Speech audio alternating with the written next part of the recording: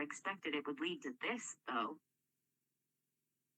He went under again, and when he emerged, he ran a hand through his golden hair. How did your father lose his fortune? How'd you know about that?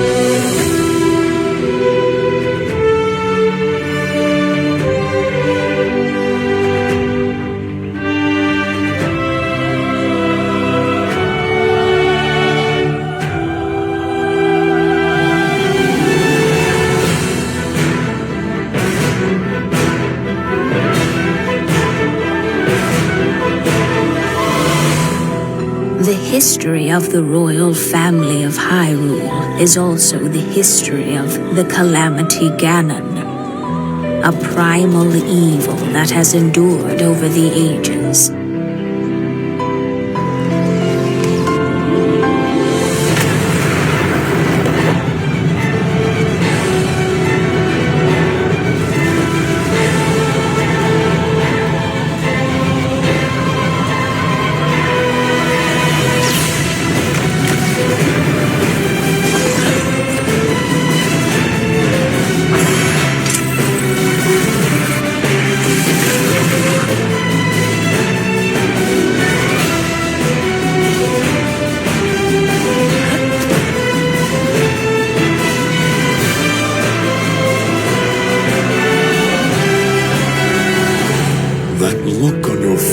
Tells me that you have no recollection of me, however. I think you are now ready to hear what happened 100 years ago.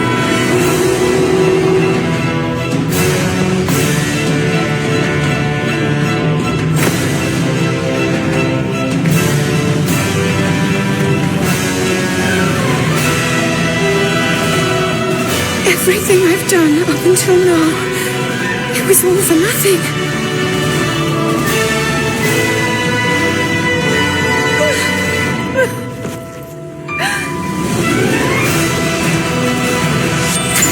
Here it comes!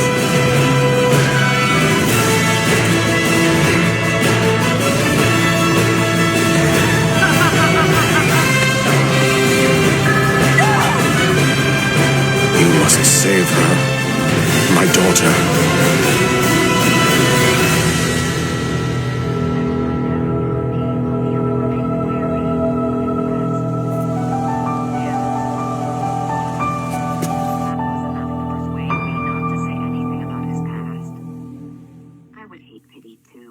Open your eyes. Not well enough to warrant anything but resentment if I brought it up. Even if it weighed on me to know it. I waited until Tamlin was far enough ahead that even his 5-day hearing might not pick up on my words. I never got to thank you for your Begin by advice, simply Miss listening. Slow down. See just how peaceful today can be. Greetings, children. It's I, your obedient servant, Sebastian St. Sarah Pine Smalls.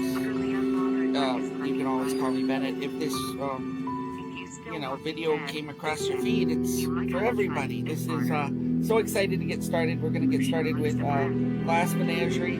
Going to try a different approach. Slightly more Katherine O'Hara. Or Hepburn, or... What am I even saying? And Zelda. And Festus is here. Thanks so much for swinging by. Wish us luck. Catch you guys. That part of me would like nothing more than to wallop you for your lack of warning about the cereal. I understand. I'm a human who killed your friend, who now lives in your house, and you... Oh no, this is wrong. I understand. I said again. He was quiet for long enough that I thought he wouldn't reply. Just as I was about to open it, he spoke. Tam told me that your first shot was to save the Sorial's life, not your own. It seemed like the right thing to do. The look he gave me was more contemplative than any he'd given me before.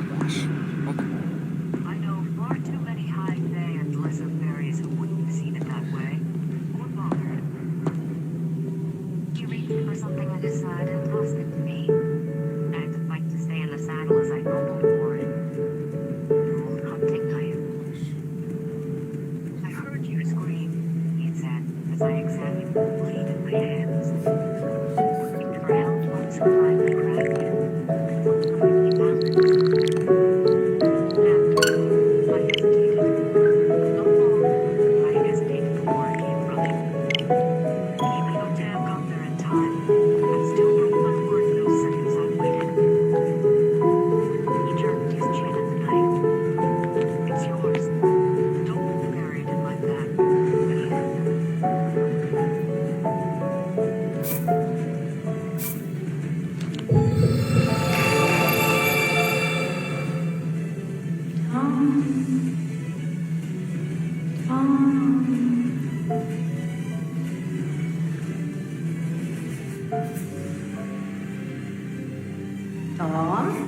Tom? We can't start dinner without you. Tom?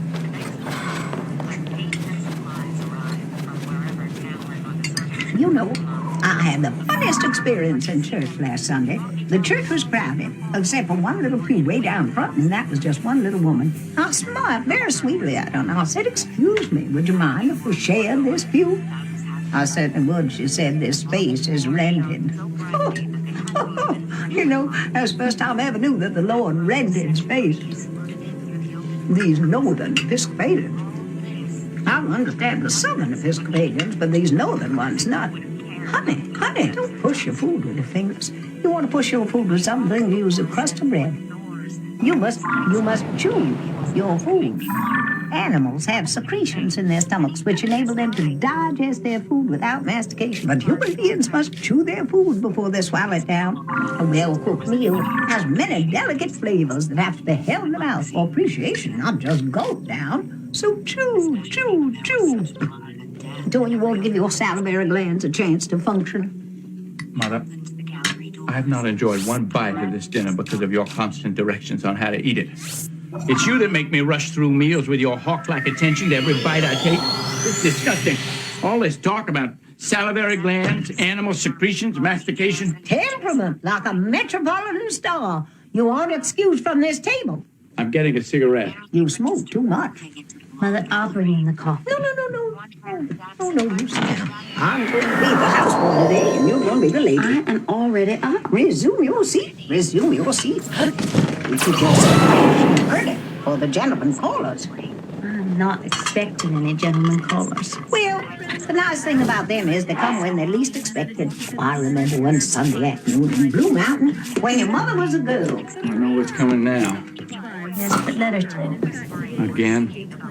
She loves to tell it. I remember one Sunday afternoon in Blue Mountain when your mother was a girl, she received 17 gentlemen callers. While sometimes there weren't chairs enough to accommodate them all, and we had to send the houseboy over to the parish house to fix the folding chairs. How did you entertain all those gentlemen callers? Well, I happen to understand the art of conversation. I bet you could talk. Well, I could. All the girls in my day could, I tell you. Yes? Well, they knew how to entertain their gentlemen callers.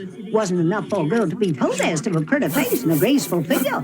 Although I wasn't slighted in other respects. She was so needed to have a nimble wit and a tongue to meet all occasions. What did you talk about? Well, we talk about things unconscious going on in the world.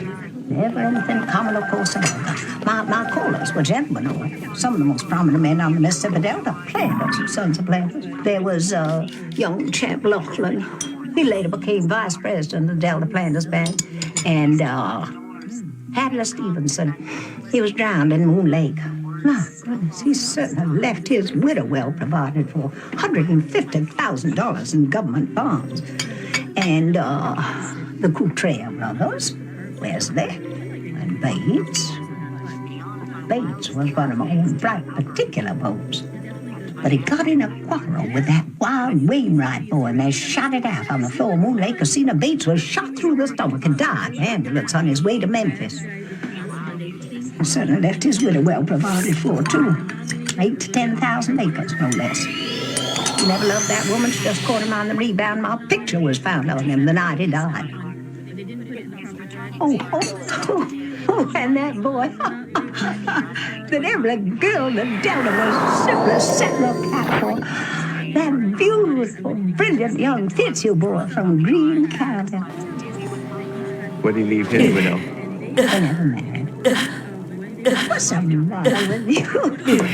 You talk as old my old admirers and turned up their toes to the daisies. Isn't this the first you've mentioned that still survives? The man don't got away. Went north to Wall Street, made a fortune. He had the Midas touch. Everything that boy touched just turned to gold. And I could have been Mrs. J. Duncan Fitzhugh Mindley. But what did I do? I just went out of my way and picked your father.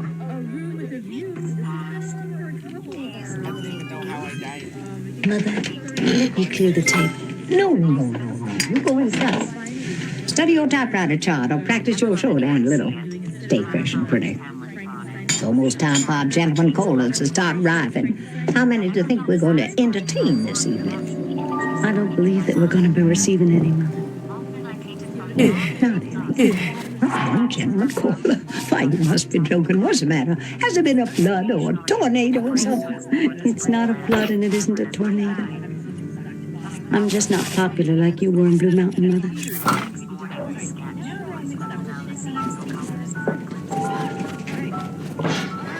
Mother's afraid that I'm going to be an old maid.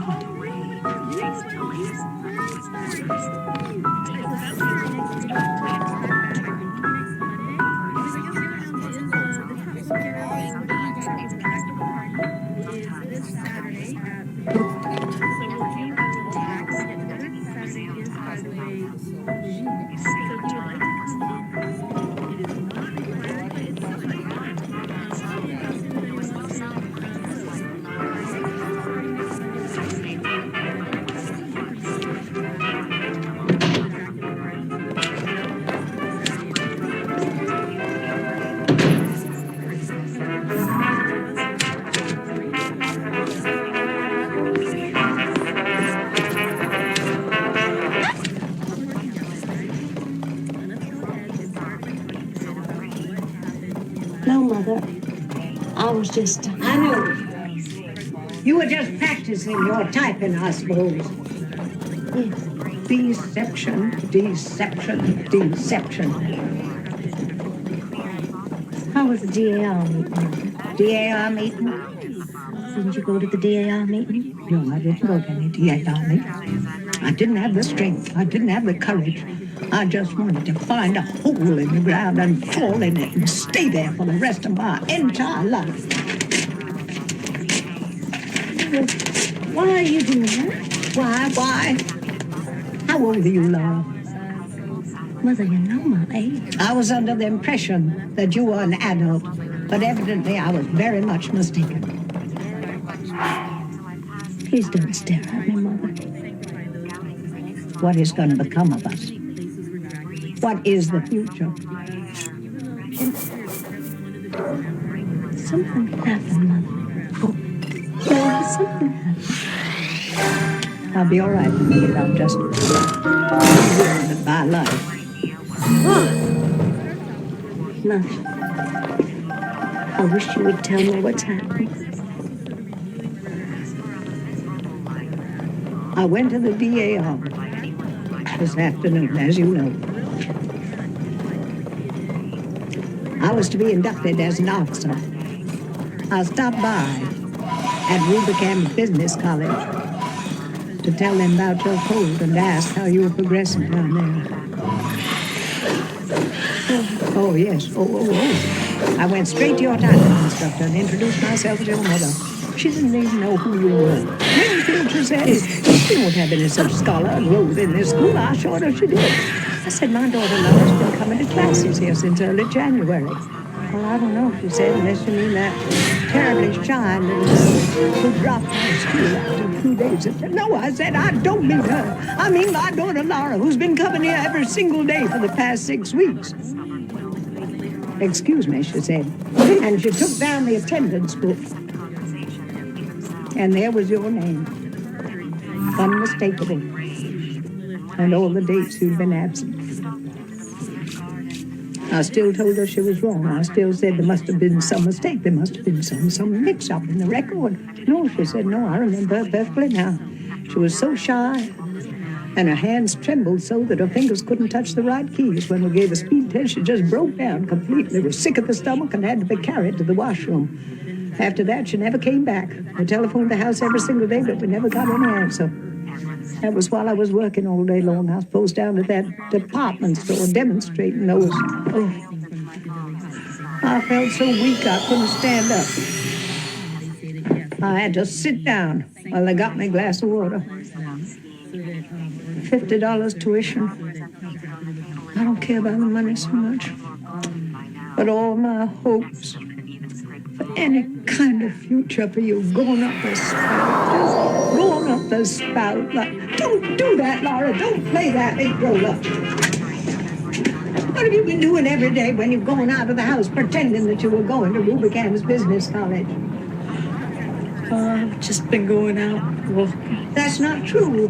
Yes, it's Mother. I've just been walking. Walking?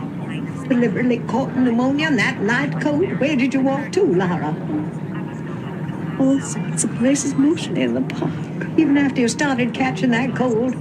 With the lesser of two evils, Mother, I couldn't go back. I threw up on the floor. From 7:30 till after 5 every day. You mean to tell me you walked around in the park because you wanted to make me think that you were going to Rubican's Business College? It wasn't as bad as it sounds. I've been inside places to get Inside? I mean, in the art museum, in the birdhouse. I visited the penguins. And you did all that to just see it, just for yourself.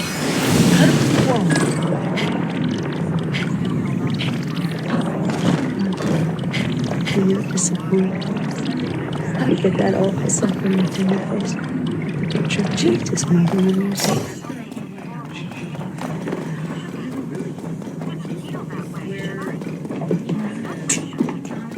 I couldn't face it. I just...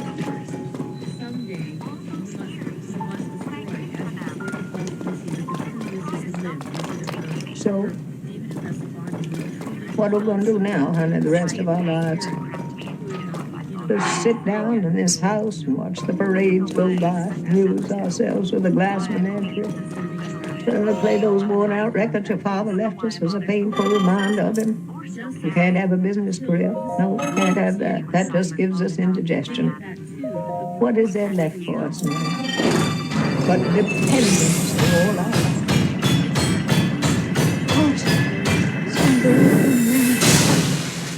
My goodness, Laura. Haven't you ever liked some boys? Yes. You do. Came across this picture a while ago. He gave us picture too? Yes. It was in the yearbook. Oh, a high school boy. Name Jim. Here he is. And the Pirates of Penzance. The what? With the operetta the senior class put on. Yeah, the beautiful books. I sat across the opera on Mondays Wednesdays and Fridays in the auditorium. Here he is, with the silver cup for debating. See his grin? So he had a grin, too. He used to call me Blue Roses. Blue Roses? What do they call you a silly name like that for? I was out sick with pleurosis. When I came back, he asked me what the matter was, and I said, I have pleurosis. He thought I said Blue Roses, but that's what he always called me after that. Every time he saw me, he'd say, hello, Blue Roses. I didn't care much for the girl that he went out with, Emily Rosenbach. Emily was the best dressed girl at Solden, but it never struck me that she was sincere.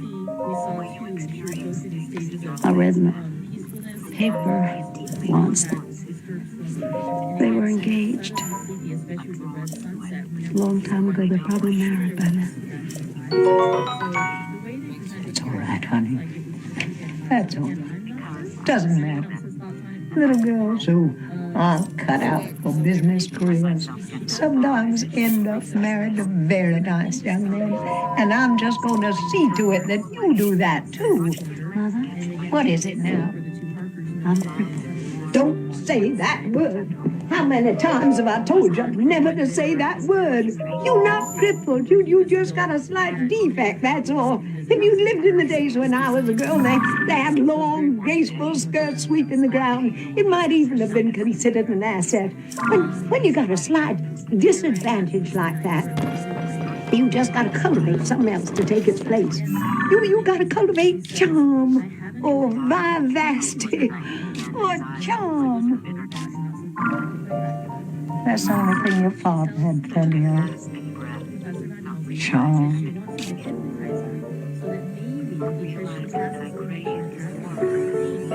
After the fiasco at Rubicam's Business College, the idea of getting a gentleman caller for my sister Laura began to play a more and more important part in my mother's calculations.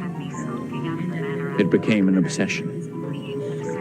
Late that winter, realizing that extra money would be needed to properly feather the nest, she began a vigorous campaign on the telephone, roping in subscribers for one of those magazines for matrons called The Homemaker's Companion. Ida Scott? This is Amanda Wingfield. We missed you at the DAR last night. First I want to know, how's your sinus condition? You're just a Christian martyr, that's what you are. You're just a Christian martyr. I was going through my little red book, and I saw that your subscription to the Companion is about to expire just when that wonderful new serum by Besame Harper's starting. It's the first thing she's written since Honeymoon for 3. Now, that was unusual, wasn't it? Ida, this one is even lovely. It's all about the horses that are on Long Island. And this debutante is thrown from her horse while taking him over the jumps at the regatta. Her spine is injured. That's what the horse did, is stepped on her. Now, there's only one surgeon in the entire world that can keep her from being completely paralyzed. And that's the man she's engaged to be married to. And he's tall, and he's blonde, and he's handsome. Well, that's unusual, too, huh? Oh, he's not perfect. He has a weakness. He has the most terrible weakness in the entire world. He just drinks too much. What? Oh, no. Honey, don't let him burn. You just go take a look nothing and I'll hold on. Ida? Ida?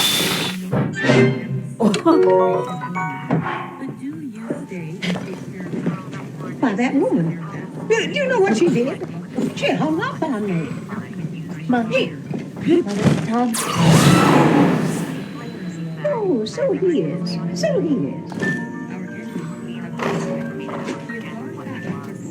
What are you up to now? I'm going to say your eyes. That one pair of eyes have to take care of him. Oh, I know that Milton was blind, but that's not what made him a genius. Mother, please go away and let me finish writing. Now, had to sit up straight so your shoulders don't stick through like sparrows' wings. Mother, please go busy yourself with something else. I'm trying to write. I've seen a medical study, and I know what that position does to your internal organs. You sit up straight, now I'll show you. Your stomach pressed against your lungs. Your lungs pressed against your heart. And that poor little heart gets discouraged because it hasn't got any room left to go on beating for you. What in Christ's name am I To me like supposed to that? do? What's the matter with you? You've gone out of your senses. I have, that's true. You've driven me out of it. What's the matter with you lately, you big idiot? Look, Mother, I've got no single thing in my life here that I can call my own. No, you're good. Yesterday you confiscated my books. Yes, I did. I did. I took that horrible novel back to London, that awful book by that insane Mr. Lawrence. I cannot control the output of a diseased mind or people who cater to them. And I won't allow such filth in my house. No. House? Who pays rent on this house? Who makes a slave? Don't you dare talk to me like that. Oh, no, I mustn't say anything. I've just got to keep quiet, let you do all the talking. Now let me tell you. I don't want to hear anymore. You will hear me. Well, I'm not going to listen. You are not going to listen to me, John Wingfield. I'm tired of your impudence, and another thing, I'm right at the end of my... What do you think I'm at the end of, Mother? Aren't I supposed to have any patience to reach the end of? Oh, I know. It seems unimportant to you. What I'm doing, what I want to do, having a little difference between them. I think you're doing things that you're ashamed of, and that's why you act like this. I don't believe that you go every night to movies. Nobody goes to movies night after night. Nobody in his right mind goes to movies as often as you pretend to. People don't go to the movies at nearly midnight, and movies don't let out at 2 a.m. Coming, stumbling, muttering to yourself like a maniac. Get 3 hours sleep and then go to work. Ooh, I can picture how you do it down there. Moping, doping, because you're in no condition to... That's true. That's very, very true. I'm in no condition. How dare you jeopardize your job? How dare you jeopardize our security? Look, Mother, How do you think we manage? You think I'm crazy about the warehouse? You think I'm in love with the Continental shoemakers? You think I want to spend 55 years of my life down there in that cellar Tex interior with fluorescent tubes? Honest to God, I'd rather somebody picked up a crowbar, batted out my brains and go back on it. But I go.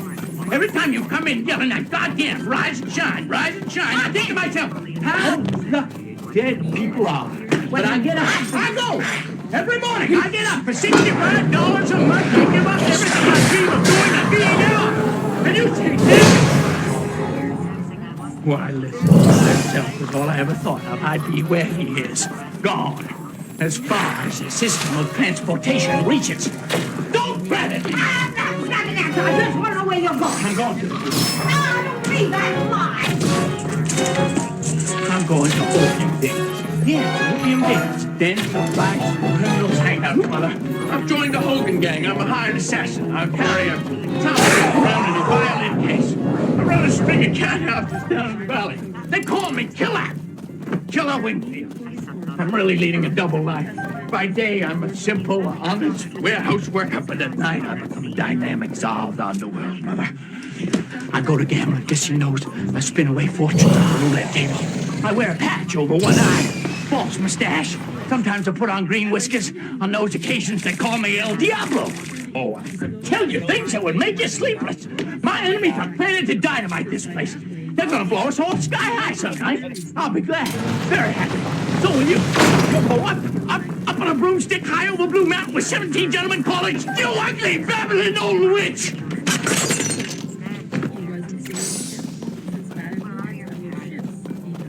I've never seen you so long as you take you apologize to me.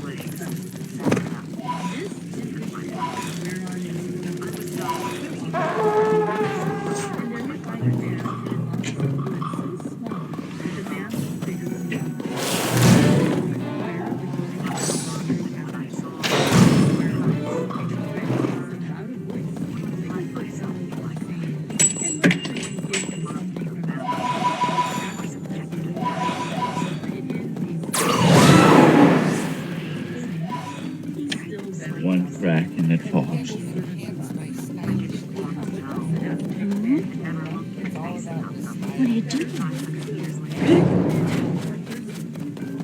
looking for Doc. Where have you been all this time? Been to the foundation.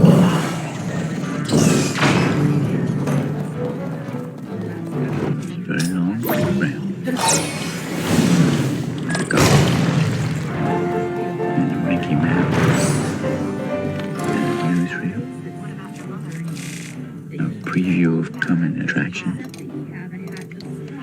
And there was an organ solo. A collection for the milk simultaneously. And the terrible fight between the fat lady and the usher.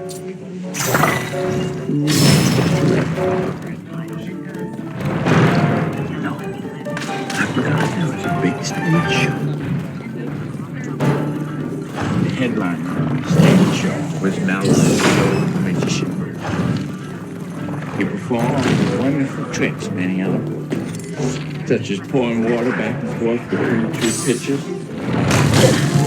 First it turned into wine, and then it turned into beer. Man, I know it was whiskey, but it finally turned into because he needed something. Help him out. Both shows. It was Kentucky Street. He was a very generous fellow. He gave me this. This is his memory. You can have it.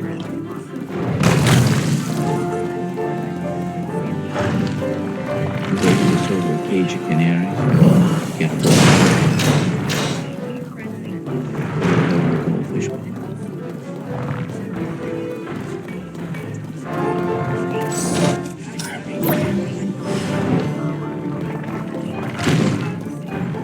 But the one with this triple hole was coffin. We nailed it.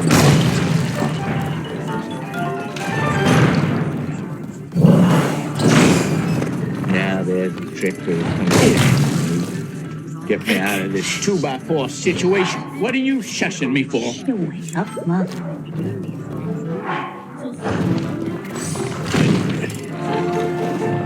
Bang, bang. Rise, shines.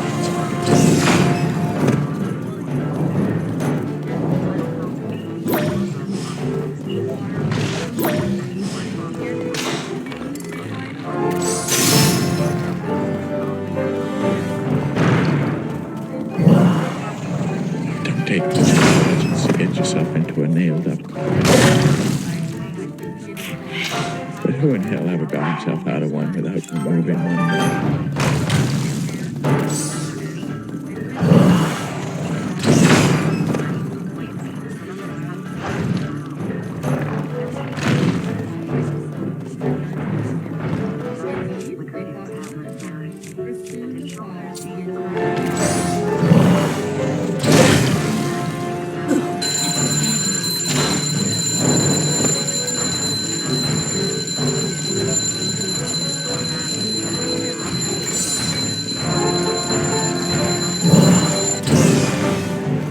Rise and shine, rise and shine.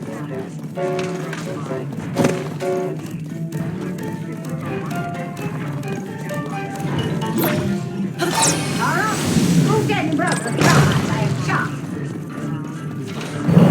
But I won't shine.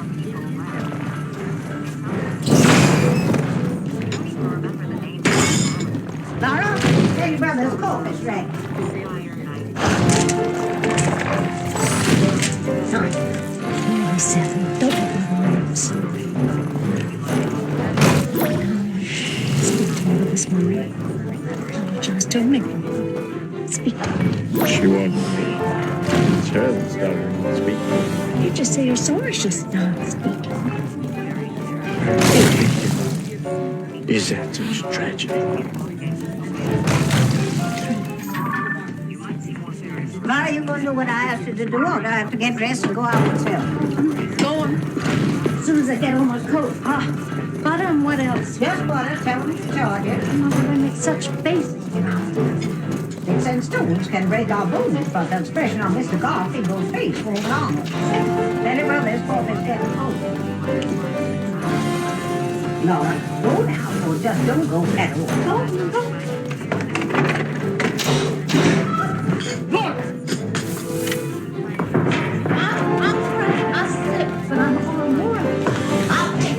If anybody falls down and breaks a leg on these fire-skate steps, that landlord ought to be sued for every cent. For you.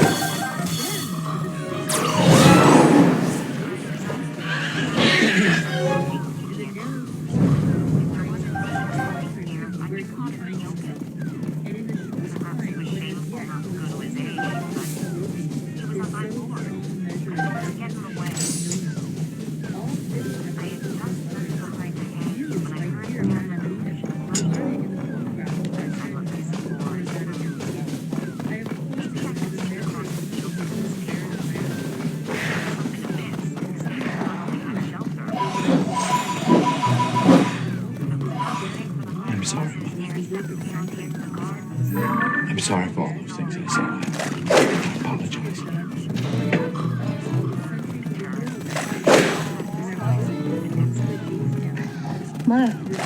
My devotion has made me a witch. And so I make myself a witch with my children. No, you I worry so much when I sleep, it makes me nervous. I understand. You know, I've had to put up a solitary battle all these years, but you're my right-hand power. Now, don't fail me. Don't fall down. I tried. You just keep on trying and you're bound to succeed. We just pull a natural endowment. Both our children are there. They're very precious children. I have an awful lot to be thankful for. You just must promise me one thing. What's that, Mother? Promise me you're never going to become a drunkard. I promise. I will never become a drunkard. That's what frightened me so that you'd be drinking.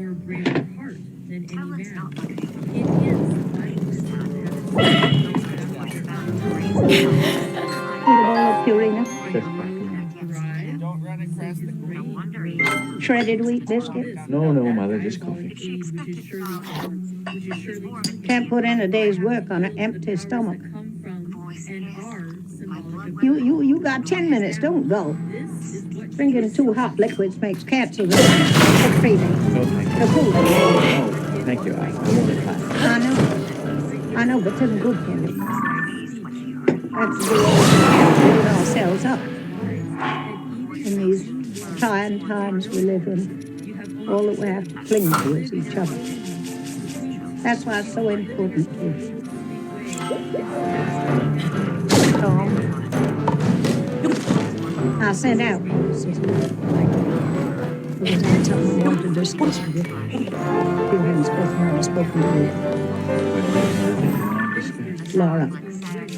You know how she is so quiet, but still water runs deep. She notices things, and I think she broods about it. Came in, she was crying. What about? You. Me?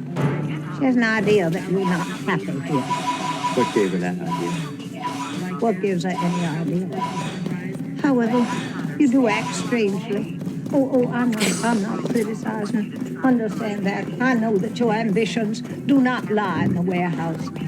Like everybody in the whole wide world, you had to make sacrifices. But Tom, life's not easy. It calls for Spartan endurance. There's so many things in my heart that I cannot describe to you. I never told you that I loved you. I know that. And you, when I see you taking after his ways, staying out late, well, you know, you had been drinking that night you were in that terrifying condition. Laura said you hate the old one. Did you go out? Get away from it. Is that true, Tom? No. Mother, you say there are so many things in your heart that you can't describe to me. It's true for me, too. There are so many things in my heart that I can't describe. Let's just respect each other's privacy and leave it alone. But Tom, why are you always so restless? Where do you go tonight? I go to the movies. Why do you go to the movies so much, Tom? I go to the movies because I like adventure. Adventure is something I don't have much of at the warehouse, so I go to the movies. But Tom, you go to the movies entirely too much. I like a lot of adventure. Most young men find adventure in their careers. Then most young men are not employed in a warehouse. The world is full of young men employed in warehouses and offices and factories. And do all of them find adventure in their careers, They Mother? do what they do without it. Not everybody has a craze for adventure. Man is by instinct a lover, a fighter, a hunter, and none of those instincts are given much play in a warehouse. Instinct. Don't quote instinct to me. Instinct is something that people have got away from. It belongs to animals. Christian adults don't want it. What do Christian adults want then? Superior things of the mind and the spirit. And the animals have to satisfy instincts. Surely your aims are somewhat higher than theirs, than monkeys, pigs. I reckon they're not.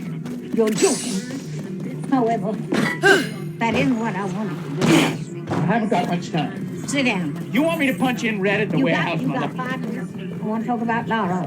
All right.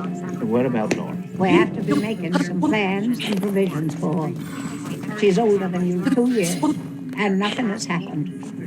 She just drifts along, doing nothing. Frightens me terribly.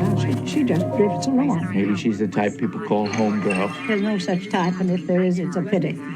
That is, unless the home is hers for the husband. What? I can see the handwriting on the wall as clear as I see the nose on the front of my face. It's terrifying. More and more you remind me of your father. He was out all hours without explanation, then left goodbye me with a bag to hold. I saw that letter you got from the Merchant Marine. I know what you're dreaming. I'm not sitting here blindfolded.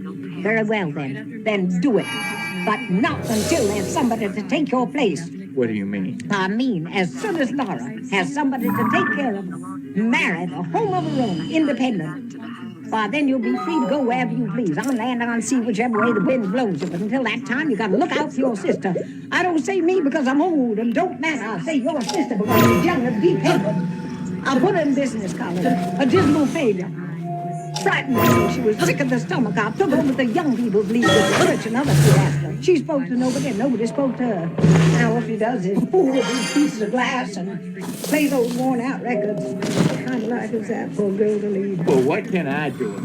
Overcome selfishness. Self is all you're about. Where's your muffler? Put your warm muffler on.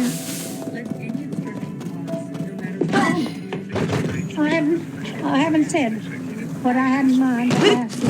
I am too late to stay here and... Down at the warehouse, aren't there some nice young men? No. There must be some. Find one that's clean living, doesn't drink, and ask him out for a sister. Oh, my gosh! For a sister to meet, to get acquainted. Will you? Will you? Will you? Will you? Yes!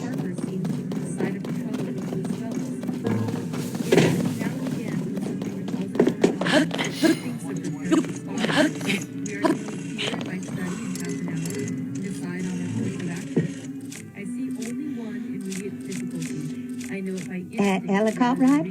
Ella? It's Amanda Wingfield. First, how's that kidney trouble? It has come back. Just a Christian martyr, that's what you are. You're just a Christian martyr. Ella, I was noticing in the little red book that your subscription to the Companion has expired just when that wonderful new syrup by Bessie Mae Harper's starting. It's all about the horses set on Long Island, and he and I are to talk it over when we are alone. I suppose oh, you have? that horrid poison which is You've read often it. in veins begins to work. The Count has Well, different purposes when he how do you think it turns out? Oh, no, Bessie Mae Harper never lets you down. Oh, of course, we have to have congregations. We have to have congregations. Can't have a story without them. But Festival Hop always leaves you with such an uplift. What's the matter, Ed? You sound so mad. Oh, because it's only 7 o'clock in the morning. I forgot that you never get up until 9. I forgot that anybody in the whole wide world was lying asleep when they sat. Well, I can't say it anymore, and I'm sorry, can I? What? You gonna take that subscription from me anyhow? Well, bless you. Bless you. Bless you. Bless you.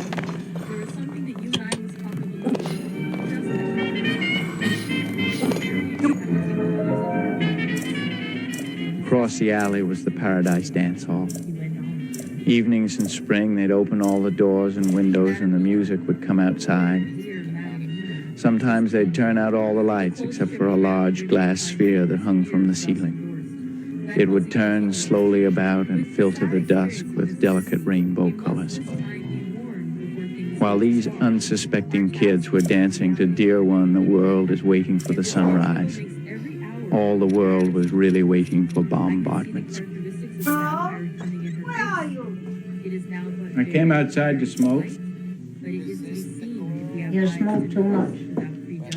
A pack a day, 15 cents a pack. How much would that be in a month? 30 times 15. Wouldn't be very much. Well, be enough to help toward a night school course at accounting at Washington U. Wouldn't that be lovely? I'd rather smoke. I know. That's a tragedy of you. This fire escape landing is a poor excuse for the porch we used to have. What are you looking at? Moon. Is there moon this evening?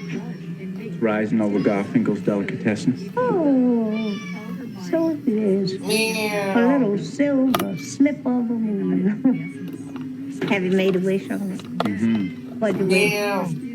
That's the secret. Oh, no.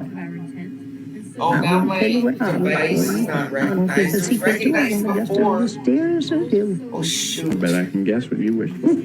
Why, is my head transparent? You're not a sphinx. No, I don't have secrets.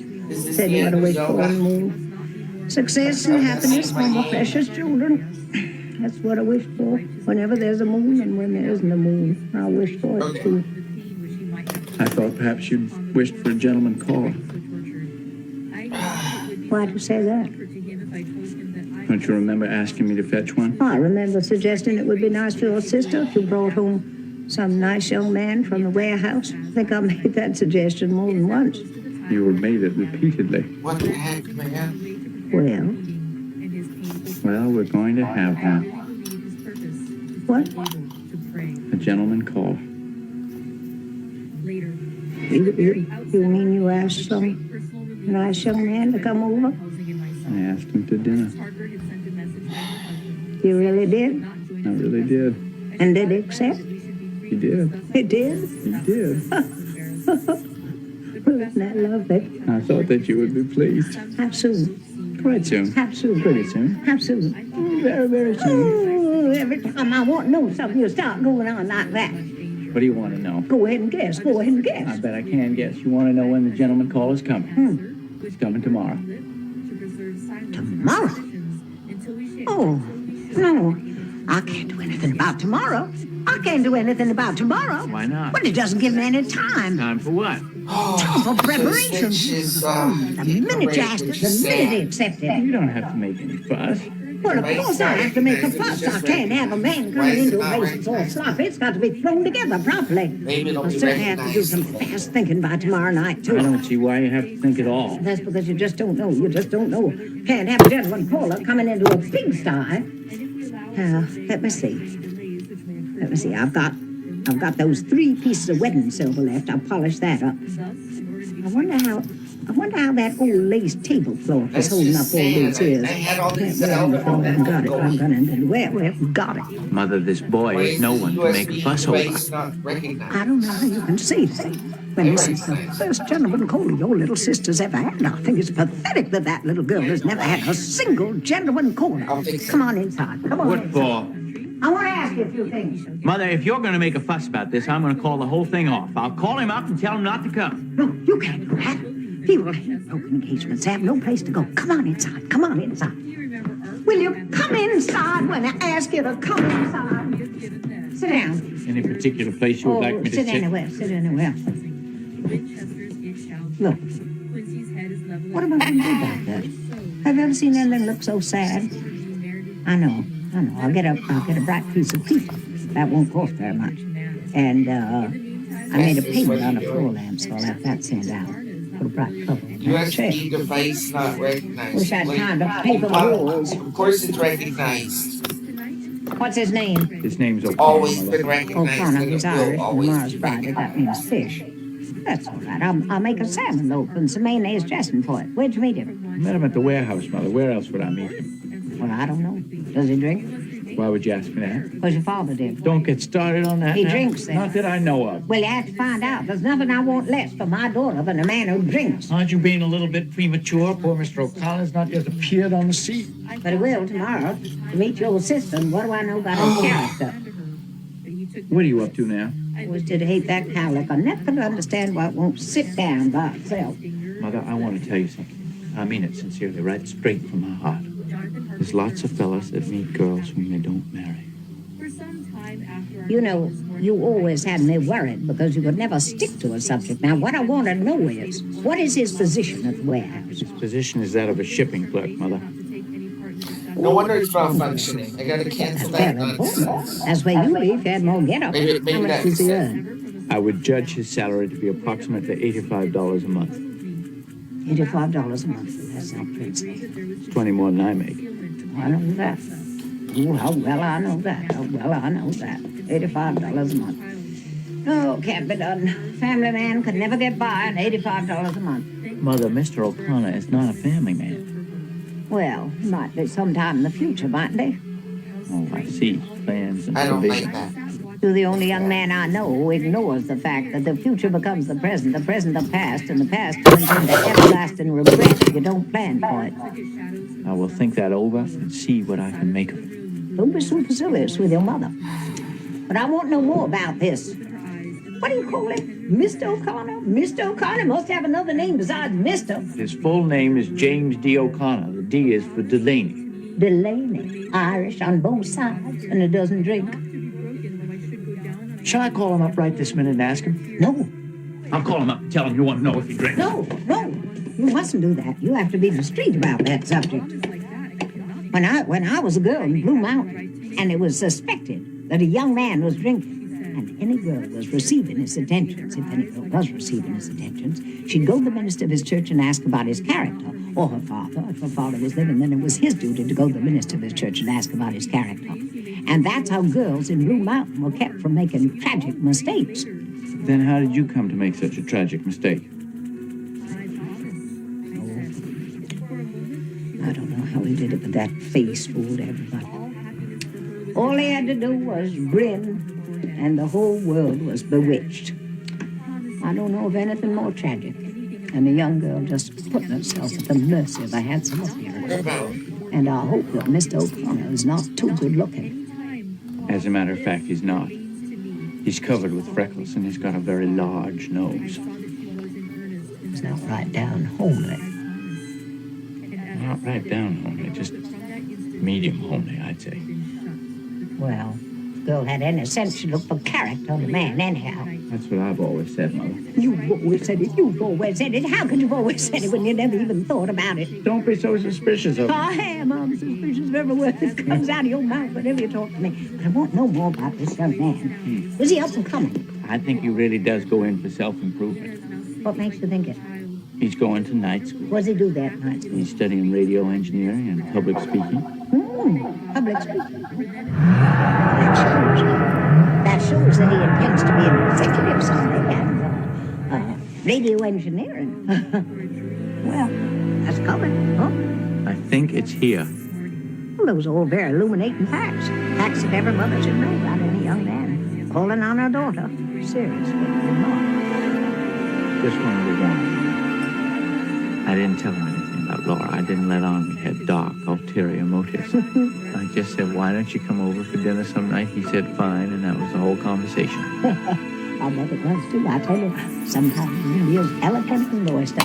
However, when he sees how sweet and pretty that child is, he's going to be very happy that he was asked over here to have some supper. Just want you to know. You won't expect too much of Laura. What do you mean? Well, she seems all those things to you and to me, because she's ours and we love her. We don't even notice that she's crippled. Don't use that word. We've got to face the fact of what she is, and that's not all. What do you mean, that's not all? Mother, you know that Laura is very different from other girls. Yes, I do. I do know that. And I think that difference is all in her favor, too. Not quite all. In the eyes of strangers, other people. She lives in a world of her own. She's terribly shy. And those things make her seem a little peculiar to people that live outside the house. Don't use that word. We've got to face the fact of who she is. I don't know what maybe she's peculiar.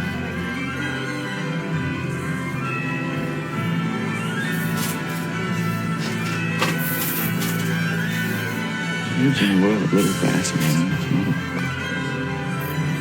She plays old phonograph records. And that's about all.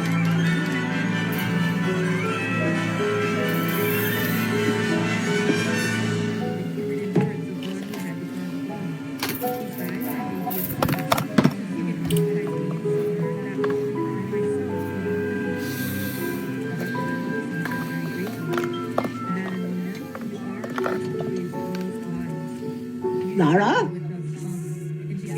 Laura? Yes, Mother? Where those dishes go and come in front?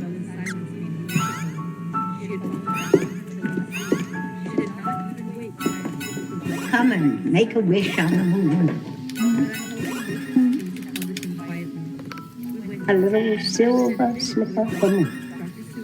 Look over your left shoulder and make a wish. Now, darling, wish. What should I wish for?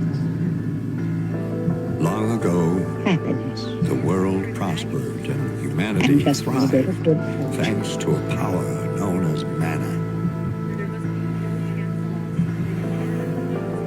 However, humans soon sought to use mana to create the ultimate weapon, a floating battleship called the Mana Fortress. This greedy arrogance angered the gods, who in turn unleashed vicious beasts into the world. Why are you trembling so, honey? Between the mana beasts and the Mother, you've fortress, made me so nervous. Why? How have I made you nervous? All this fuss. had all but You make it seem so important. I don't understand you at all, honey. Every time I try to do anything for you that's the least bit different, you just seem to set yourself against it. There, now, take a look at yourself. No, wait, just a minute, I forgot something. What is it? A couple of improvements. When I was a girl, we had round little lacy things like that, and we called them gator sailors. I would wear Of course you're going to wear them. it. Why should I? Well, tell you the truth, honey, you're just a little bit flat-chested. Mother, you make it seem like we're setting a trap. We are. All pretty girls are trapped, and men expect them to be traps. Now, look at yourself in the glass. See? You look just like an angel on a postcard. Isn't that lovely? Now, you wait. I'm going to dress myself up, too. You're going to be astonished at your mother's appearance. There are so many things which may happen, and there are ways and their ends are so various that until the moment we may not say. We shall all be armed in all ways, and when the time for the end has come, our efforts shall not be lacked. Now let us today put all our affairs in order. Let all things which touch I know you wanted to see that, but it just doesn't happen.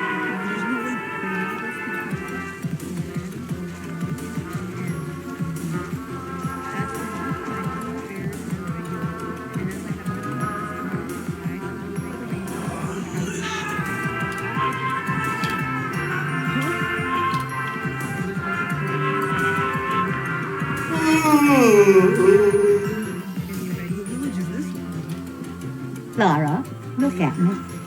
Look at me now. Whoa. I'm making paper. Oh, lovely. It used to be. It used to be. It had a lot of flowers on it.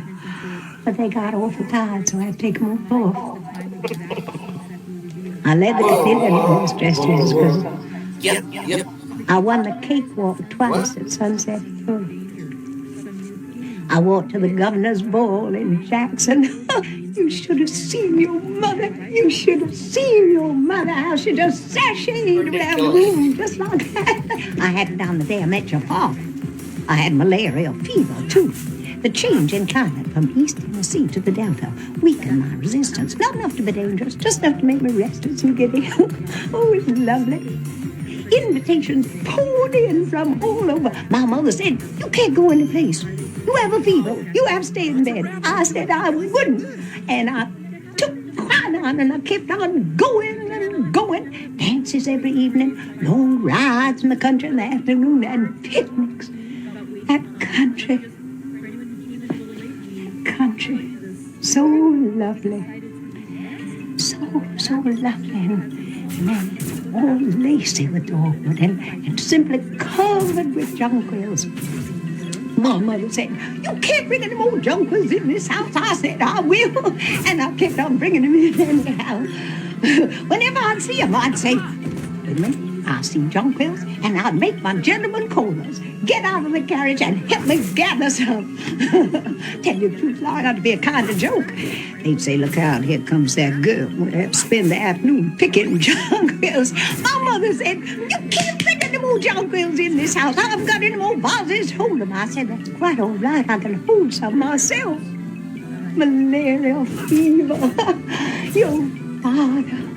Jonquils.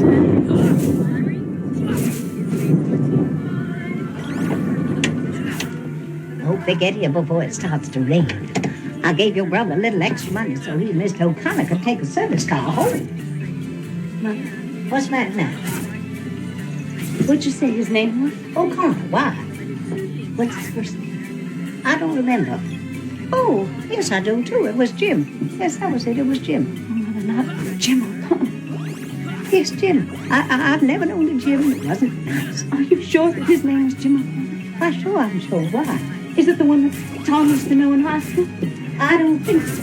He didn't say so. I think he just got to know him at the warehouse. There was a Jim O'Connor that we both knew in high school. Oh, Mother, if it's the one that Tom's bringing home to dinner, you'd have to forgive me. I wouldn't come to the table. What's this now? What sort of silly talk is this? Remember, you asked me once if I ever liked a boy. Remember, I showed you this boy's picture. You mean that boy in the yellow?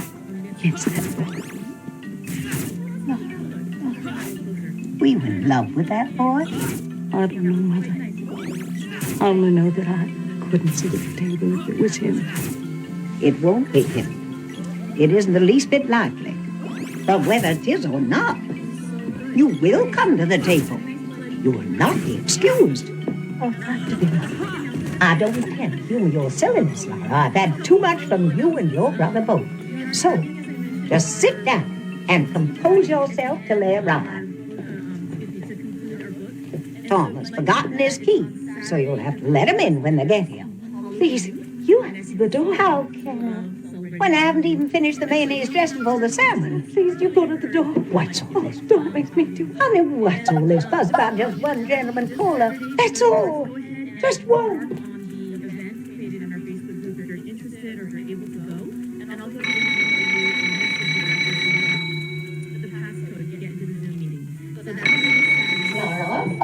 Sweetheart, the door. Mother, you go to the door. What's the matter with you, you silly thing? Please, you answer. Why have you chosen this moment to lose your mind? You go to that door. Why can't you? I'm sick. You're sick, am I sick? Laura Wingfield, you march straight to that door. I've got a little courage in you, huh? Live it.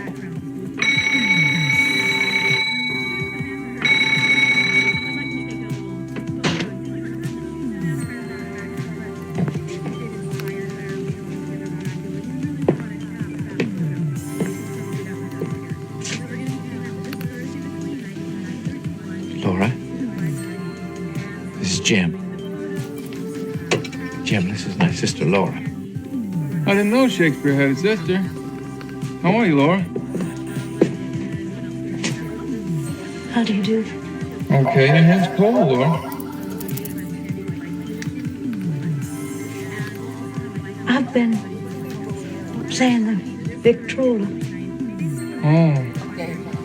Must have been playing classical music on it. Ought to play a little hot swing music, warm you up.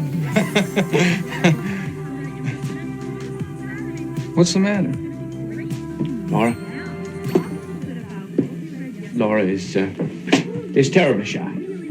Shy, huh? Unusual to meet a shy girl nowadays. I don't believe you ever mentioned you had a sister. Well, now you know. I have one. Here's the Star Times. You want a piece of it? Uh-huh. What piece? Comics? Sports.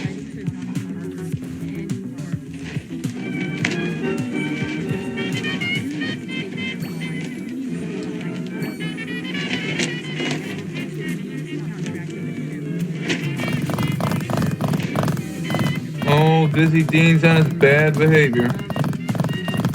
Really? Yeah.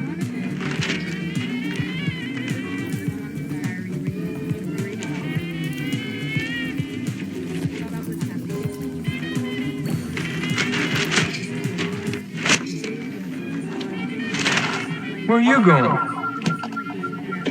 Out on the terrace to smoke. To smoke.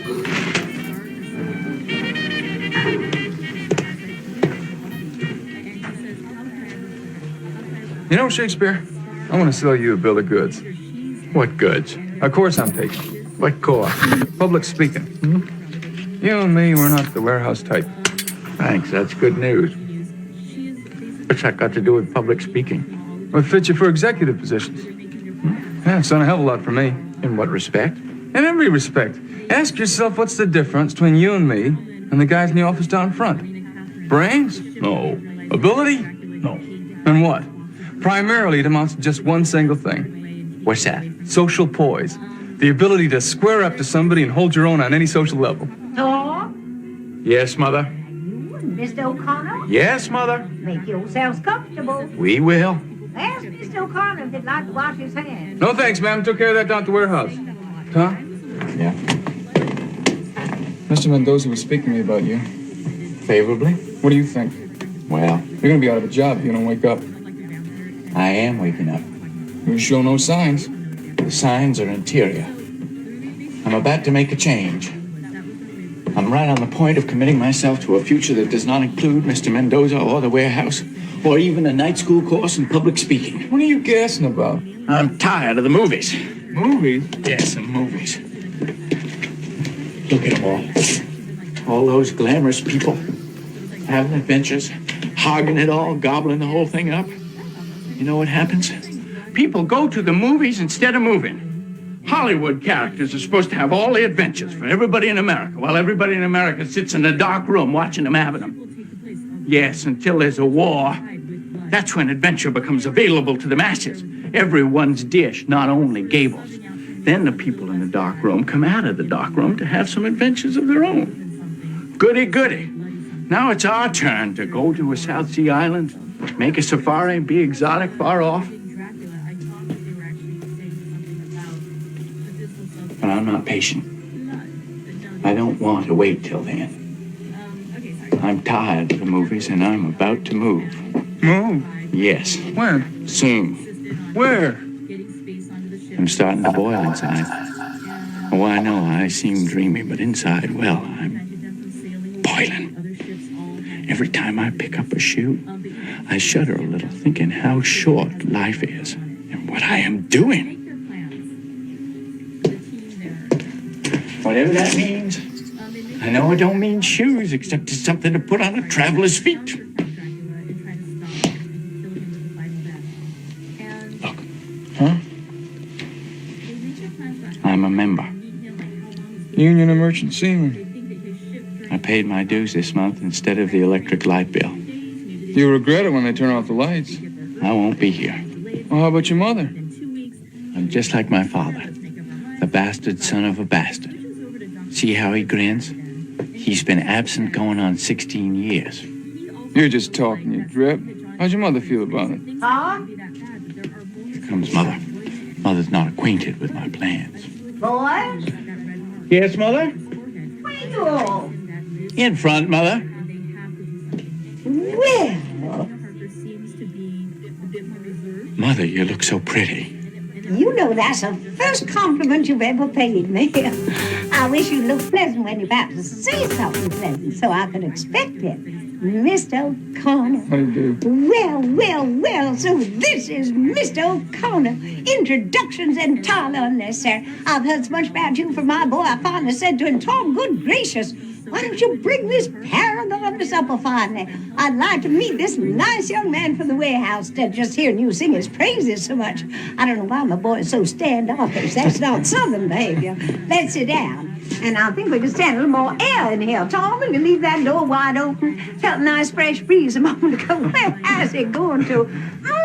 So warm already. Not quite summer. We're going to burn up when summer really gets started. However, we're having a very light supper. I think light things better for this time of year, same as light clothes are. Light clothes and light food are what the warm weather calls for. You know, our blood gets so thick during the winter. Takes a while for us to adjust ourselves when the season changes. Comes quick this year I wasn't prepared for. All of a sudden, good heavens, already summer. I ran to the trunk and pulled out this light dress. Terribly old, historical almost. But feels so good and so cool. Why, you How know... about our supper, Mother? You go ask Sister if supper's ready. You know, Sister's in full charge of supper. Tell her you hungry boys are waiting for it. Have you met Laura? Well, she came to the door. She let you in. Yes, ma'am. She's very pretty. Oh, yes, ma'am. Please sit down. It's rare for a girl as sweet and pretty as Laura to be domestic, but Laura is, thank heavens, not only pretty but very domestic. I'm not at all. I never was. I never could make a thing but angel food cake. Well, in the South, that's many servants. Go, all vestige, gracious living, going completely. I wasn't prepared for what the future brought me. All my gentlemen callers were sons of planters, so naturally I assumed I'd been married to one, raised my family on a large piece of land with plenty of servants. But man proposes and woman accepts the proposal. To vary that old saying a little bit, I married no planter. I married a man who worked for the telephone company, that gallantly smiling gentleman over there. A telephone man who fell in love with long distance. Now he travels and I don't even know where. But what am I going on for about my tribulation? Tell me about yours. I hope you don't have any. Well, Tom? Yes, Mother? What about that supper? My supper's on the table. Oh, so it is. How lovely. Mr. O'Connor. Where's Laura? Laura's not feeling too well and thinks it would be better if she didn't come to the table. Laura? We can't say grace till you come to the table.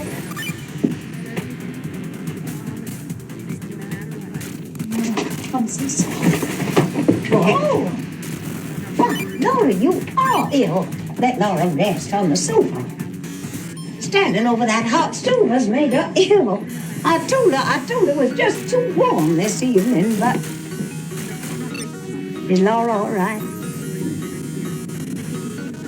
She's better, Mother. Oh, my goodness. I think we're going to have a little rain.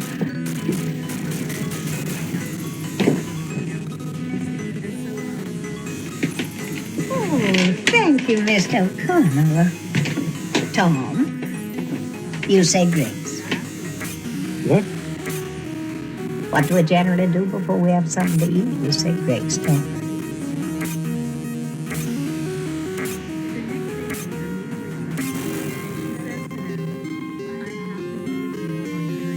For these and all thy mercies, God's holy name be praised.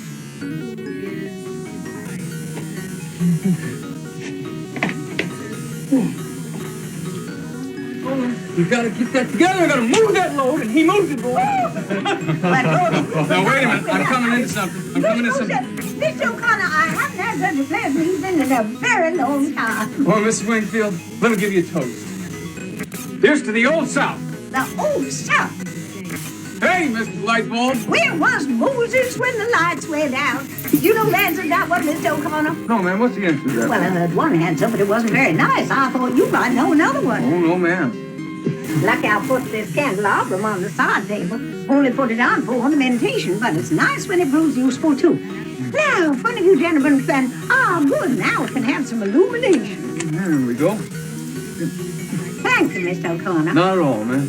I think it must be a burned-out fuse. Mr. O'Connor, do you know anything about a burned-out fuse? Well, Miss Wakefield, I know a little about them, but where's the fuse box?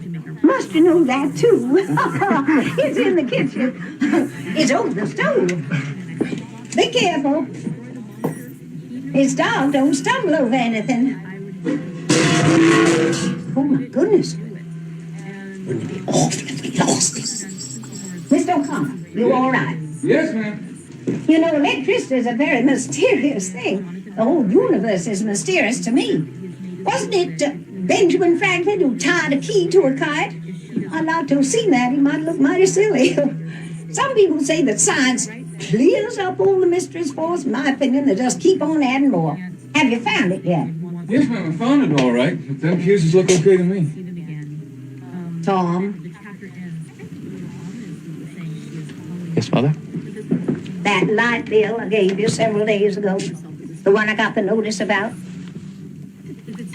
Oh, yeah, you mean last month's bill? you didn't neglect it by any chance. Well, You did. I might have known. Oh, maybe Shakespeare wrote a poem on that light bill, Miss Oh, Wakefield. well, maybe he did. I should have known better than to trust him with it. There's such a high price for negligence in the world today. Oh, maybe the poem will win a $10 prize. We just have to spend the rest of the evening in the 19th century before Mr. Edison found that Mazda lamp. Well, candlelight's my favorite kind of light. That shows you're romantic, but it's no excuse for Tom. However, I think it was very nice of them to let us finish our dinner before they plunged us into everlasting darkness. Tom was a penalty for your carelessness. He's going to have help with the dishes. Can I do some help, ma'am? Oh, no, without that. What did I do?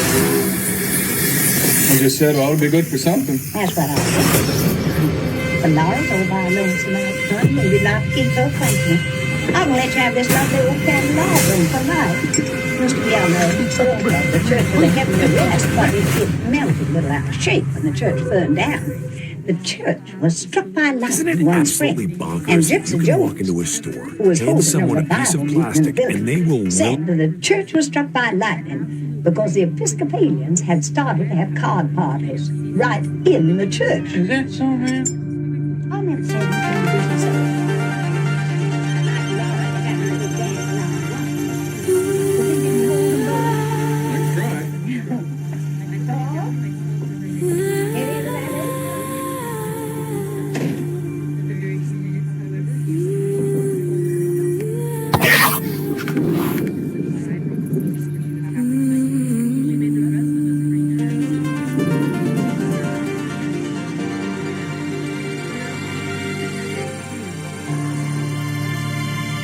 How you doing, man, buddy? Well, that was an interesting episode. As good as they've ever been in my conversations, you know. Again, by slowing this thing slow down, see just how peaceful they can be. Yeah, I would say for the whole play, but like sleep, Where will I put candles? sleep.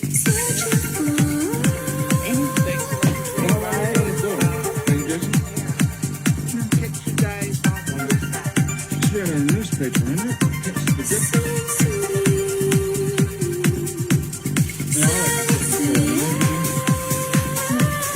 Give me a call. Cola.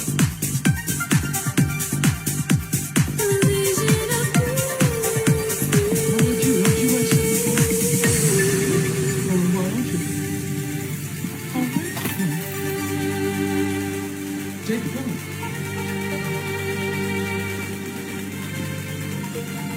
I can't see you sitting there over there.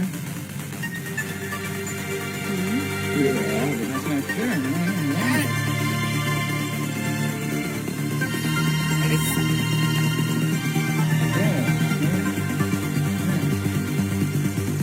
Well, that That's better, isn't it? I can see now.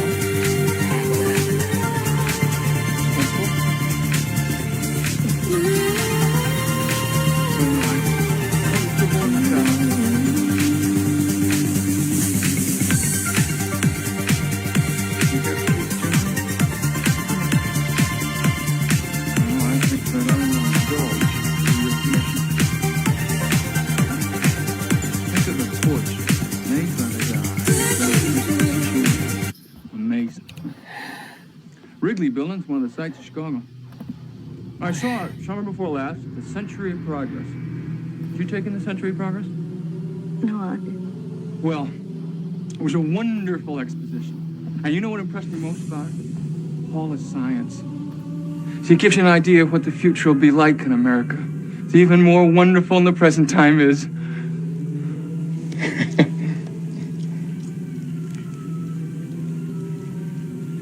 Hey, your brother tells me you're shy, Laura. Is that right? I don't know. Well, I judge you to be an old-fashioned type of girl. I think that's a pretty good type to be. You know, I hope you don't think I'm being too personal with you. Mr. O'Connor, Huh? I believe I will take a piece of gum, if you don't mind. Mr. O'Connor, Yeah? have you kept up with your singing? Singing? Me? Yes, I remember what a beautiful voice you had. You heard me sing? Yes, very often. I don't suppose you remember me at all. Well, as a matter of fact, I did have an idea. I've seen you somewhere before. You know, it almost seemed like I was about to remember your name, but the name I was about to remember wasn't a name. So I stopped myself before I said it. Wasn't it Blue Roses? Blue Roses. Oh my gosh! Blue Roses. You know, I didn't connect you with high school somehow or other. That's where it was. It was in high school. Gosh, I didn't even know you were Shakespeare's sister. Gosh, I'm sorry. I didn't expect you to. You barely knew me. Well, we did have a speaking acquaintance. Oh, yes, we spoke to each other. Didn't we have a class and something together? Yes, What class was that? we're singing chorus. Oh, yeah. I sat across the aisle from you Mondays, Wednesdays, and Fridays in the auditorium. Wednesdays. Oh, yeah, I remember now. You're the one who always came in late. Well, I had difficulty getting up the stairs. I had this brace on my leg then, and it clumped so loud. I never even noticed. Everyone was seated when I came in, and I had to walk in front of all those people. My seat was in the last row, and I had to go clumping up the aisle with everybody watching. You shouldn't have been self-conscious. I know, but I was. You mean you were shy with people? Well, I tried not to be, but I never could. Overcome it? No, I never could. Yeah. You know something, Laura? People are not so dreadful when you get to know them. That's what you have to remember. Well, everybody has problems. Not just you. Practically everybody has problems. You think yourself as being the only one who's disappointed. Just look around you, and what do you see? A lot of people just as disappointed as you are. Well, you take me, for instance. Boy, when I left high school, I thought I'd be a lot further along at this time than I am now. Remember that wonderful write-up I had in the Cadasco? Huh? It said that I was bound to succeed in anything I went into. Where are you going?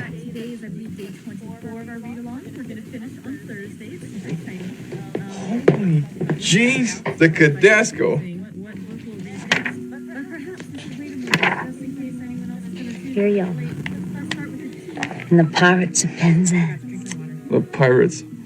Oh, better far to live and die. And sang the lead in that operetta. Beautifully. Well, I don't. Beautifully.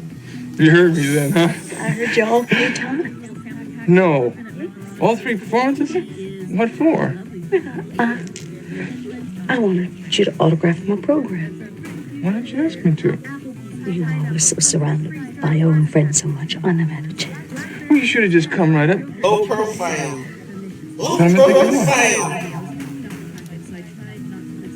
Oh, yeah.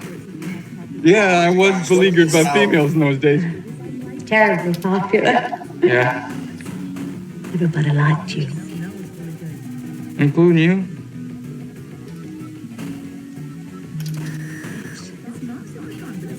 Well. Give me that program, Laura. There we go. Better late than never. Goodness. My signature's not worth very much right now, but maybe someday will increase in value. You finish high school? I made bad grades in my final examinations. You mean you dropped out? I didn't go back.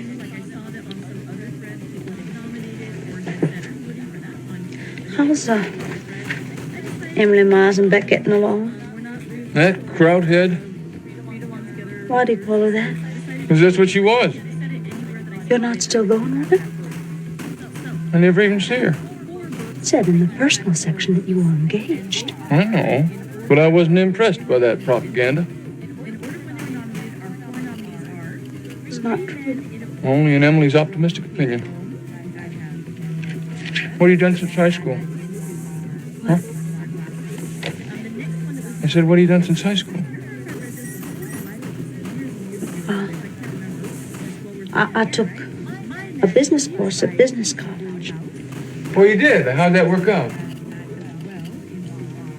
Not very well. I had to drop out. It gave me indigestion. You know what I judge to be the trouble with you? Inferiority complex. You know what that is? That's what they call it when a fellow low rates himself. Now, I understand it because I had it myself. Only in my case, it's not as aggravated as yours seems to be. Now, I had it until I took up public speaking and developed my voice and learned that I had an aptitude for science. You know that until that time, I never thought of myself as being outstanding in any way whatsoever. Now, I haven't made a regular study of it, mind you. But I have a friend who says I can analyze people better than doctors make a profession of it. I don't claim that's necessarily true, but I sure can guess a person's psychology. Excuse me, Laura. Always take it out when the flavor's gone. Let's wrap it in a piece of paper here. I know how it is when you get it stuck on a shoe. Yeah, that's what I judge to be your principal trouble. The lack of confidence in yourself as a person. Now, I'm basing that fact on a number of your remarks and on certain observations I've made. For instance, that clumping you thought was so awful in high school? You say you dreaded to go upstairs? See what you did? Drop out of school. You gave up an education, all because of a little clump, which as far as I'm concerned is practically non-existent. Oh, little physical defects all you have. It's hardly noticeable even. Magnified 1,000 times by your imagination. Now, you know what my strong advice to you is? You got to think of yourself as being superior in some way. In what way would I think? Why, man alive, Laura, look around you and what do you see? A world full of common people. All of them born and all of them gonna die. Now, which of them has 1/10 of your strong points? Or mine, or anybody else's for that matter. You see, everybody excels in some one thing. Well, some and many. Take me, for instance. Now, my interest happens to lie in electrodynamics. I'm taking a radio engineering course at night school, on top of a fairly responsible job at the warehouse. I'm taking that course and studying public speaking. Because I believe in the future of television. I want to be ready to go right up along with it. I'm planning to get in on the ground floor. I already made the right connections. And all that remains now is for the industry itself to get underway. Full steam. Money, rooga-jooga-jooga-jooga. Knowledge, rooga-jooga-jooga-jooga-jooga. Power, rooga-jooga-jooga. Yeah! Now that's the cycle democracy's built on.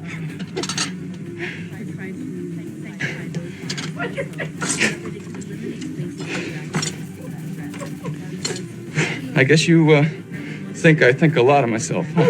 No, I don't. Well, how about you? I mean, isn't there some one thing you take more interest in than anything else? I have my glass collection. Oh, you do?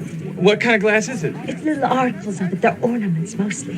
Most of them are little animals made out of glass. They are the tiniest little animals in the world. Mother calls it my glass menagerie. Here's one. This one is one of the oldest. He's nearly 13. But be careful. If you breathe, it breaks. I'm gonna take it. I'm pretty clumsy with things. Oh, no. I trust you with it.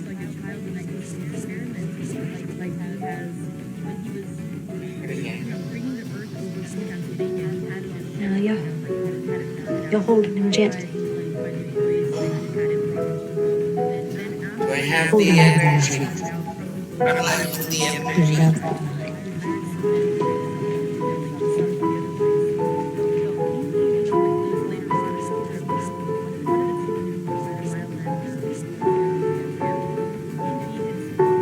See how the light shines through it? Sure does shine. I shouldn't be partial, but he is my favorite one. What kind of thing is this one supposed to be? Now, haven't you noticed the single horn on his forehead?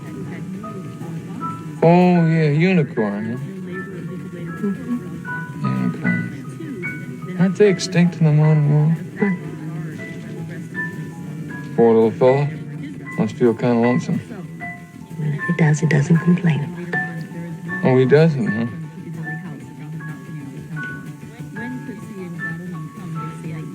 Where'll I put him? The table.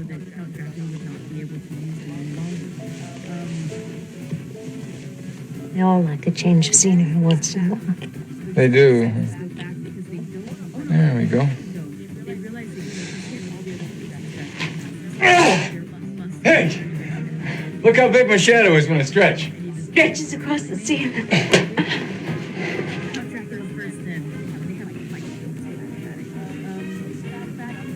Where's the music come from?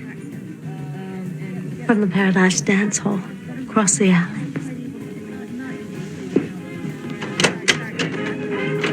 Stop raining. How about cutting a rug, little Miss Wingfield? Or is your program all filled up? Let me take a look at that. Every dance is taken. I'll just have to scratch some of them out of there.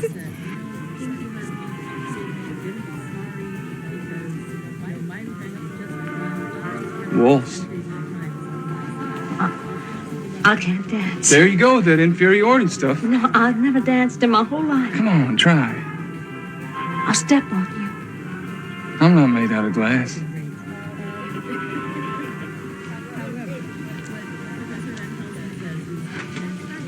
How do we start? Now raise your arms a little. Like this? A little bit higher. There we go. Now don't tighten up. That's the principal thing. Just relax. It's hard not to. Okay. Oh, I bet you can't budge me. What do you want to bet I can't?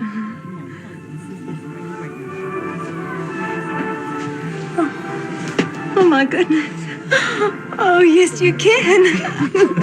Let yourself go, Laura. Just let yourself go. Yeah. That's a lot better.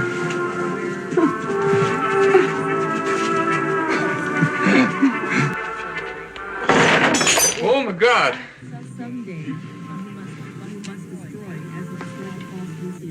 Oh, it doesn't matter.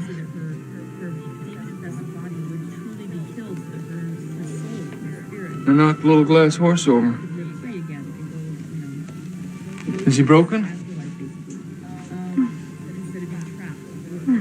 No, it's just like all the other horses. Oh, you mean he lost his, His horn. Oh, it doesn't matter. Maybe it's a blessing in disguise. I'll bet you never forgive me for that. I bet that was your favorite piece of glass. I don't have favorites, Mom. It's no tragedy. Glass breaks so easily no matter how careful you are. Traffic jars and shells and things fall off them. Still, I'm awfully sorry that I was the cause of it. I just imagine he had an operation and the horn was removed to make him feel less freakish. Now he'll be like all the other horses, ones that don't have horns. I'm glad to see you have a sense of humor. You know, you're different from anybody else I know. Do you mind me saying that? I mean it. You make me feel sort of... Well, I don't know how to say it. I'm usually pretty good at expressing things, but this is something I don't know how to say. Anyone ever tell you were pretty?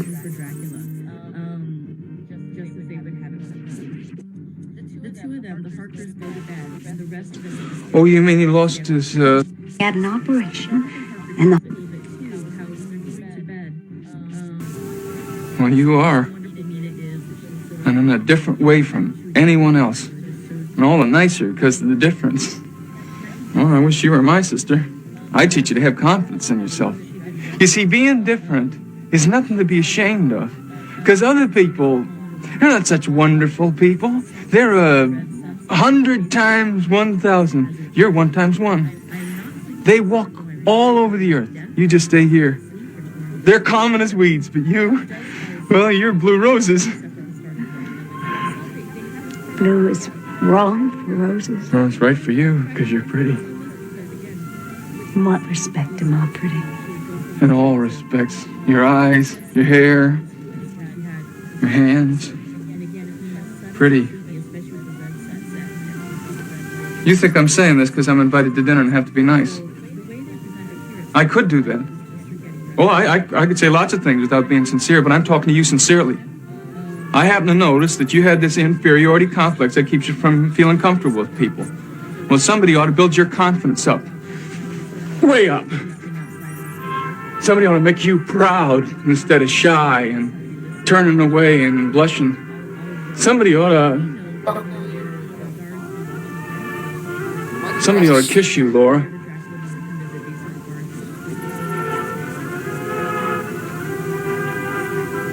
In one direction.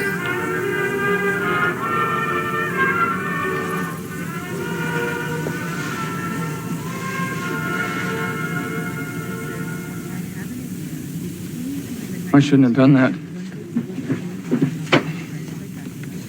Oh my God, oh. That was way off the beam.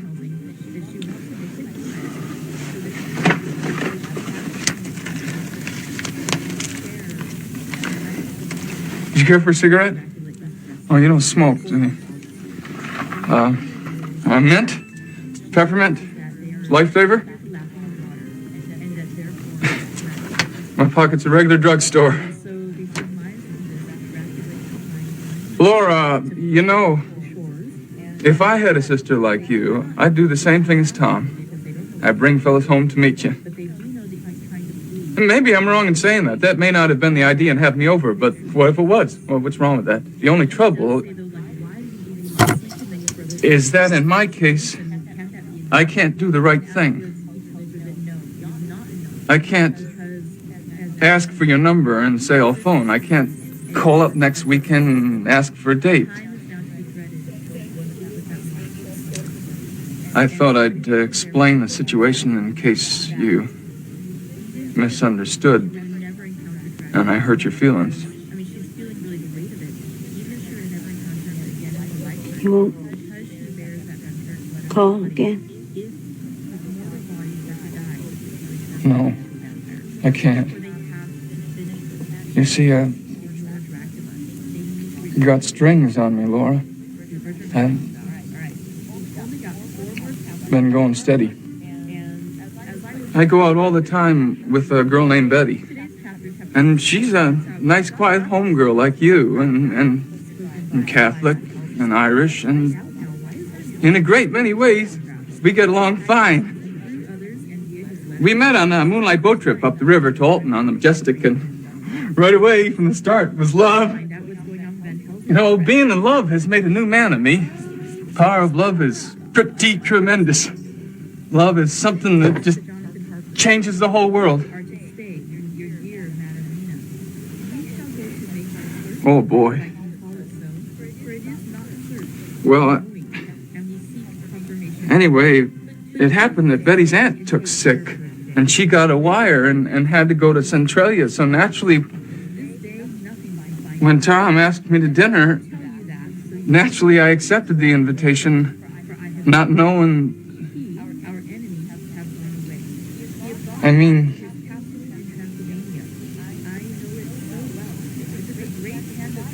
not knowing.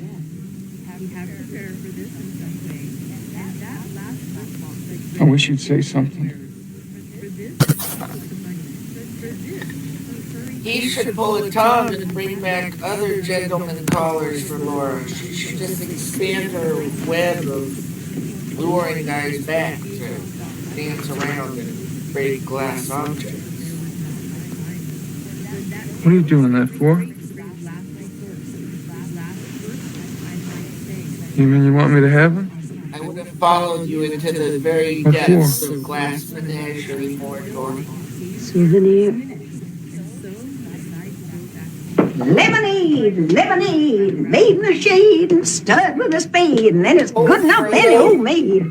You know that song, Mr. O'Connor? No, ma'am, I never heard it. Why are you so serious, honey? Well, we were having a serious conversation. I don't understand modern young people. When I was a girl, I was gay all the time. You haven't changed a bit, Miss Ming. Maybe it's the gaiety of the occasion that has rejuvenated me. Well, here's to the gaiety of the occasion. Oh, I baptized myself. I found some cherries in the kitchen. I'll put one in each glass. You shouldn't have gone to all that trouble, ma'am. No trouble at all. Did you hear us cutting up out in the kitchen? I was so outdone with Tom for not bringing you over sooner. But now that you found your way, I want you to come all the time. Not just once in a while, but all the time. Oh, I think I'll go back in that kitchen. Oh, no, please don't go, ma'am. As a matter of fact, I've got to be going. Oh, Mr. O'Connor, it's only the shank of the evening. You know how it is. You mean you're a young working man. You have to keep working men's hours. Yes, ma'am. Well, we'll let you off early this time, but only on condition that you stay later next time, much later. What's best night for you, Saturday? Well, as a matter of fact, I have a couple of time clocks to punch, Miss Wingfield. One in the morning and another one at night. Isn't that nice? You're so ambitious. You work at night, too. Well, not work, ma'am, but, Betty. Betty? Who's Betty? Oh, just a girl I go steady with. You mean it's serious? We're going to be married second Sunday in June. Tom didn't say anything at all about you going to be married. Well, the cat's not out of the bag at the warehouse yet. You know how they are. They call you Romeo and stuff like that. Well, Miss Wingfield, it's been a wonderful evening. I guess this is what they mean by Southern hospitality. It was nothing at all. I hope it don't seem like I'm rushing off, but I promised Betty I'd pick her up at the Wabash Depot, and by the time I get my jalopy down there, her train will be in. Some women are pretty upset if you keep waiting. I know all about the tyranny of women. Well, goodbye, Mr. O'Connor. I wish you happiness and good fortune. You wish him that too, don't you, Laura? Yes, I do, Mother.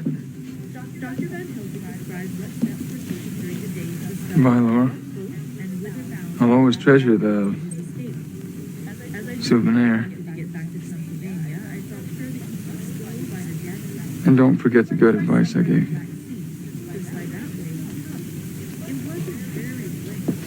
So long, Shakespeare. Thanks again, ladies. Good night.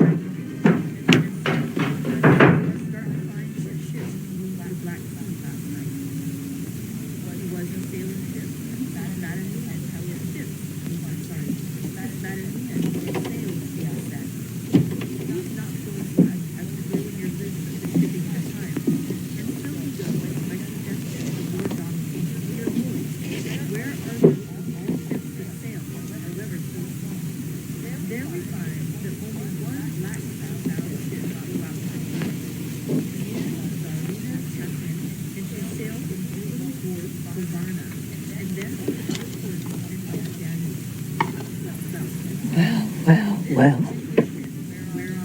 things have a way of turning out so badly. I don't believe that I would play that Victrola. Well. Our gentleman caller was engaged to be married. Tom? Yes, Mother? Come out here. I want to tell you something very funny. Has our gentleman caller gotten away already? Our gentleman caller made a very early departure. That was a nice joke you played on us, too. How do you mean? You didn't mention that he was engaged to be married. Jim? Engaged? That's what he just informed us. I'll be jiggered.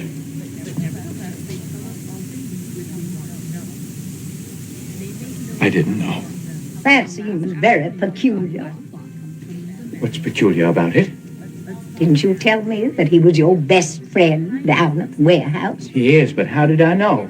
It seems very peculiar that you didn't know that your best friend was engaged to be married. The warehouse is where I work, not where I know things about people. You don't know things anywhere. You live in a dream. You manufacture illusions. Where you going? Where you going? Where you going? I'm going to the movies. That's right. Now that you've had us make such fools of ourselves, the effort, the preparation, all the expense, the new floor lamp, the rug, the clothes for Laura, all for what? To entertain some other girl's fiancé. Go to the movies, go. Don't think about us. A mother deserted, an unmarried sister who's crippled and has no job. Don't let anything interfere with your selfish pleasure. Just go to the movies. All right, I will. And the more you shout at me about my selfish pleasure, the faster I'll go. And I won't go to the movies either. Go then. Then go to the moon, you selfish dreamer.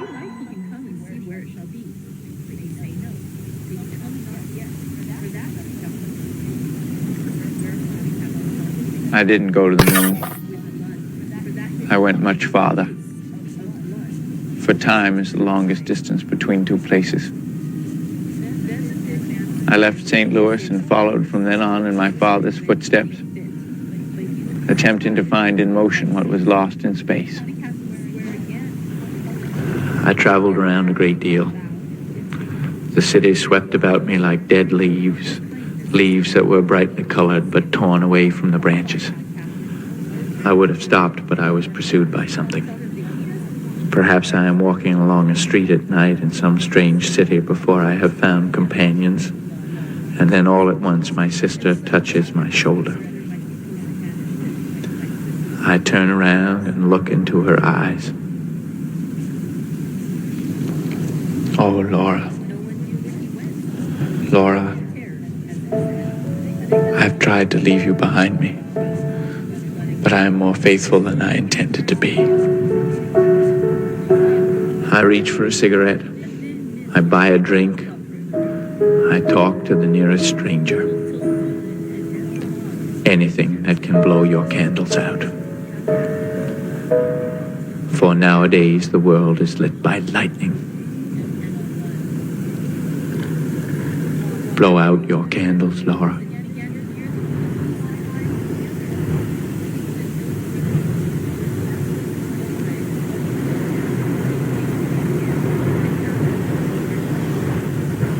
And so, goodbye.